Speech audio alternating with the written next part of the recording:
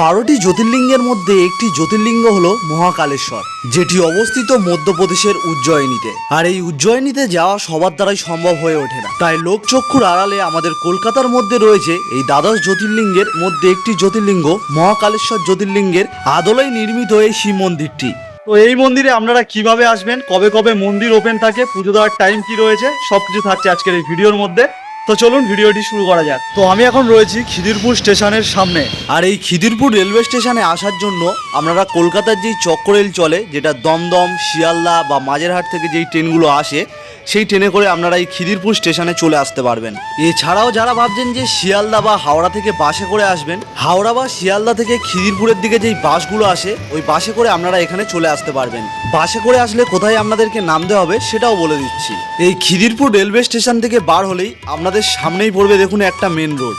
আপনারা স্টেশন থেকে বেরিয়ে এই মেন রোডের সামনে চলে আসবেন।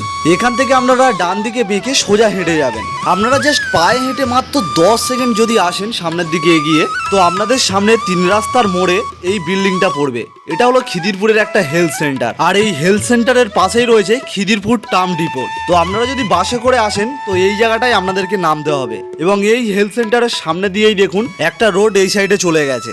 আর এই রোডটার পাশে রয়েছে ইন্ডিয়ান অয়েল পেট্রোল পাম্প। এই রোডটা দিয়ে আপনাদেরকে এবারে সোজা হেঁটে যেতে হবে। মানে সোজা কথা, খিদিরপুরে যে জগন্নাথ মন্দিরটি রয়েছে, সেই জগন্নাথ মন্দিরের আগের মন্দিরটি হলো শ্রী মহাকালেশ্বর মন্দির।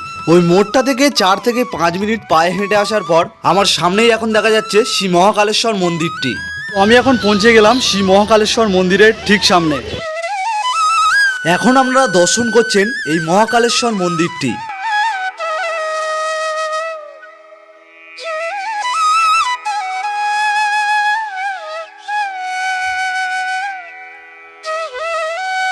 মন্দিরের মেন গেটের ওপরের দিকেই দেখতে পাচ্ছেন শ্রী গণপতি বাপ্পার একটি মূর্তি। তো চলুন মন্দিরের মধ্যে প্রবেশ করা যাক। মন্দিরে প্রবেশ করার আগে মন্দিরের সামনে এরকম আপনাদের জুতো খুলে তারপর মন্দিরের ভিতরে প্রবেশ করতে হবে। মন্দিরের মধ্যে প্রবেশ করতেই দেখতে পাবেন পুরো মন্দিরটি সাদা মার্বেল পাথর দিয়ে তৈরি করা। তার সঙ্গে মন্দিরের গায়ে রয়েছে অসংখ্য ডিজাইন। মূল মন্দিরে প্রবেশ করার আগেই রয়েছে দু সাইডে দুটো ছোট ছোট মন্দির। এই সাইডটার মন্দিরটার মধ্যে রয়েছে গণপতি বাবার একটি মূর্তি। গণপতি বাবার মূর্তিটাকে খুব সুন্দর লাগছে। এবং ওই সাইডটির মন্দিরটির মধ্যে রয়েছে, তো এখানে দেখছেন এরকম বসার সিটও রয়েছে। এবং এই দিকের মন্দিরটার মধ্যে রয়েছে বাজরাংবালির একটি মূর্তি।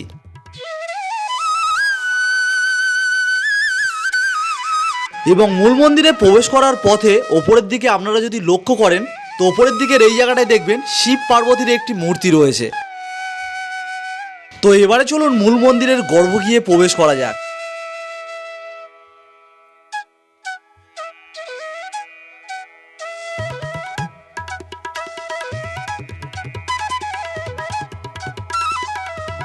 মূল মন্দিরে প্রবেশ করার মাঝখান বরাবর রয়েছে সেই দ্বাদশ শিবলিঙ্গের মধ্যে একটি শিবলিঙ্গ মহাকালেশ্বর শিবলিঙ্গটি। এই শিবলিঙ্গটিকে দেখলে আপনাদের মন প্রাণ সব জুড়িয়ে যাবে। এই শিবলিঙ্গটির সঙ্গে রয়েছে 7মুখী সাপ এবং তার পাশেই রয়েছে একটি ত্রিশূল। প্রত্যেক দিনই অনেক বাবার ভক্তরা আসেন এখানে বাবার মাথায় জল ঢালার জন্য, তার সঙ্গে তাদের মনস্কামনা নিয়ে। প্রত্যেক বছর শ্রাবণ মাসে এবং শিবরাত্রিতে এই মন্দিরে প্রচুর ভিড় হয়ে থাকে, শুধুমাত্র এই শিবলিঙ্গে জল ঢালার জন্য। শিব মন্দির এবং শিবলিঙ্গ রয়েছে মানে তো নন্দী মহারাজ অবশ্যই থাকবে। তো এখানে রয়েছে নন্দী মহারাজের একটি মূর্তি। আপনাদের যদি কোনো মনস্কামনা থাকে, এই নন্দী মহারাজের কানে কানে যদি বলেন, সেই মনস্কামনা নন্দী মহারাজ পৌঁছে দেবে বাবা মহাদেবের কাছে। এবং এই শিবলিঙ্গের ওপরের দিকে রয়েছে লক্ষ্মী নারায়ণের একটি মূর্তি এবং তার নিচের দিকটাই রয়েছে এই শিবলিঙ্গটি। এই মূল মন্দিরটির মধ্যে শিবলিঙ্গ ছাড়াও রয়েছে শ্রী রাম, লক্ষ্মণ এবং সীতা দেবীর একটি করে বিগ্রহ। এবং এই বিগ্রহটির পাশেই রয়েছে শ্রী সন্তোষী মা বা দুর্গা মায়ের একটি বিগ্রহ। এবং এই দুর্গা মায়ের বিগ্রহটির পাশে রয়েছে রাধা কৃষ্ণের একটি বিগ্রহ।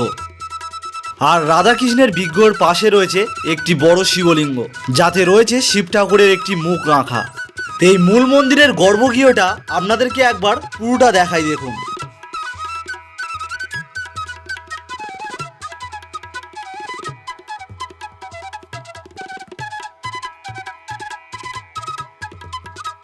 মূল মন্দিরের পাশে রয়েছে এরকম একটি জায়গা। এই জায়গাটির মধ্যে পুজোর সমস্ত হোমযজ্ঞ হয়ে থাকে এবং মন্দিরের সামনের দিকটায় রয়েছে এরকম একটি তুলসী মঞ্চ। এই জায়গাটায় ভক্তরা এসে ধূপ মোমবাতি জ্বালিয়ে থাকেন। আর তুলসী মঞ্চপের পাশেই রয়েছে এরকম একটি কলের জায়গা। এখানে আপনারা হাত মুখ ধুইতে পারেন বা এখান দিয়ে জল নিয়ে বাবার মাথায় ঢালতে পারেন। তো এখানে দেখছেন সুন্দর একটা গোশালাও রয়েছে, তো গোশালাটা আপনাদেরকে দেখাই, একটু দেখুন। এই শিব মন্দিরটার সঙ্গে একটি সুন্দর গোশালাও রয়েছে। তো সামনে দেখতে পাচ্ছেন গোশালাটা। এই গোশালার মধ্যে রয়েছে একটি গোমাতাও। এখানে গোমাতাকে আপনারা চাইলে এখানে খাওয়াতেও পারবেন। তো নিয়মটা কি রয়েছে চলুন জেনে নেওয়া যাক। আচ্ছা, এখানে গোশালাতে খাবারও খাওয়ানো যাবে? আর খাবারটা কি এখানে পাওয়া যাবে? ওটা এখানেই পাওয়া যাবে, বাড়িতে নিয়ে আসতে পারবে। আচ্ছা, রুটি রুটি, চাল, সবজি, ভাড়া সবজি, মানে সবজি রুটি এগুলো খাওয়ানো যাবে এখানে? আচ্ছা আচ্ছা, গোশালার ওখানে মানে দানও করতে পারে। তো আপনারা এখানে আসলে গোশালাতে দানও করতে পারেন বা গোমাতাকে খাবারও খাওয়াতে পারবেন। সামনেই দেখতে পাচ্ছেন মন্দির সহায়ক কেন্দ্র। এখানে গিয়ে আপনাদের যদি কোনো কিছু জানার থাকে বা কোনো কিছু দান করার থাকে বা গোমাতার জন্য খাবার কিনতে চান, তো এখানে গিয়ে যোগাযোগ করতে পারেন। তো আমি মন্দিরের একজনকে পেয়ে গিয়েছি, তো এখান থেকে জেনে নেবো যে মন্দিরের টাইমিং কি রয়েছে, ভোগ প্রসাদ এখানে পাওয়া যায় কি, আর মন্দির কখন কখন ওপেন হয়, কখন বন্ধ হয়, সব কিছু থাকছে। তো শুনে নিন। আচ্ছা, নমস্কার। বলছিলাম যে আপনাদের এই যে মন্দিরটা, এর ওপেনিং টাইমটা কি রয়েছে? सुबह 6 बजे खुलता है, दिन में 12 बजे बंद हो जाता है, शाम को 4 बजे खुलता है, रात को 9 बजे बंद हो जाता है। আচ্ছা, মানে সকাল 6টার সময় ওপেন হচ্ছে, 12টা পর্যন্ত মন্দির খোলা থাকছে। 12টার পর দিয়ে মন্দির বন্ধ হচ্ছে, তারপর খুলছে বিকেল 4টের সময়, 4টে থেকে রাত্রি 9টা পর্যন্ত। এই মন্দিরে কি ভোগ প্রসাদের কোনো ব্যবস্থা রয়েছে? ভোগে আমাদের করতে হবে, আপনাকে চড়াতে হবে। আচ্ছা, ভোগ চড়াতে হবে, মানে এখানে এমনি ভোগের ব্যবস্থা, বসে খাওয়ার কোনো ব্যবস্থা নেই। নেই। আর এখানে পুজো দেওয়ার টাইমটা কি রয়েছে? পুজো দিতে তো সকাল 6টাতে 12টা দিতে রাত্রি 4টা। আচ্ছা, ওই টাইমেই জল ঢালতে পারবে বাবার মাথায়? আর বিকেল বেলায়ও জল ঢালতে পারবে? প্রত্যেক রবিবারে হয়, প্রত্যেক রবিবারে বিশেষ পূজা হয় বিকেল টাইমে বিকালে 4টের পর থেকে। 4টে থেকে 8 পর্যন্ত। আর এখানে কি ভজন টজন রাতে হয়? নাও ভজন হয়, শনিবার হয়, রবিবারও হয়, শনিবার রবিবার হয়। আচ্ছা, এই দুদিনই হয়ে থাকে। দুদিনই হয়। কটা থেকে হয় ভজনটা? 4টে। 4টে থেকে। আর শিবরাত্রিতে কোনো ব্যবস্থা রয়েছে এখানে? শিবরাত্রি পুরো রাত খোলা থাকবে, পুরো রাত খোলা থাকবে। ভজন হবে, তারপর পুজো, চার পর পুজো হবে। তা আপনাকে ধন্যবাদ অসংখ্য। তো মন্দিরের সমস্ত তথ্যগুলো শুনে নিলাম ওনার কাছ থেকে। আর প্রত্যেক শনি ও রবিবার এই জায়গাটা দেখতে পাচ্ছেন, এখানটায় ভজন কীর্তন হয়ে থাকে। আপনারা ওই ভজন শুনতে চাইলে অবশ্যই মন্দিরের 4টের পরে শনি এবং রবিবার চলে আসবেন। এবং গরমের জন্য মন্দিরের মধ্যে ফ্যানের ব্যবস্থাও রয়েছে। আর এখানে দেখুন একটা এলইডি স্ক্রিন লাগানো রয়েছে, যাতে অন্য কোনো উৎসবের সময় যদি মন্দির ভিড় হয়ে থাকে, আপনারা বাইরে দিয়েই এই শিবলিঙ্গটি দর্শন করতে পারবেন।